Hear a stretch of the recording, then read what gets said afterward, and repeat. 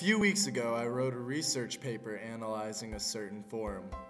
The forum I chose was Rehabilitation Health Center, a physical therapy clinic in Ann Arbor run by my father. The following is an account of my experiences researching that day. As I walked up to the doors of Rehabilitation Health Center, I thought about what I would start noticing when I walked into it.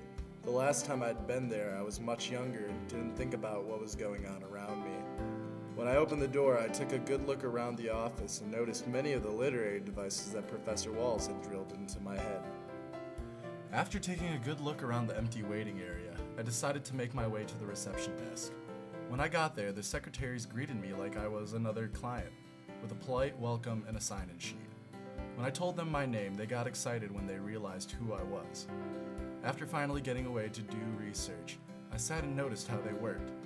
I noticed that these secretaries were perfect examples of human actors.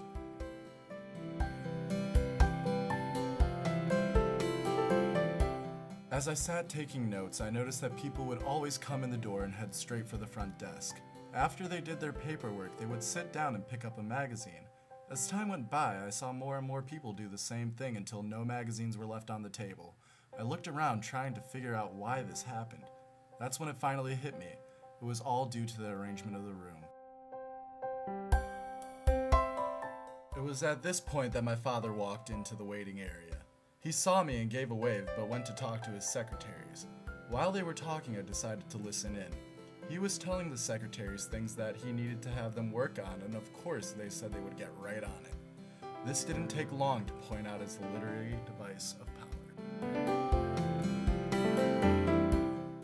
After taking a walk through the gym area, my father found me and invited me to come and watch him work. When I walked in, I again noticed the arrangement of the room, which showed who had power.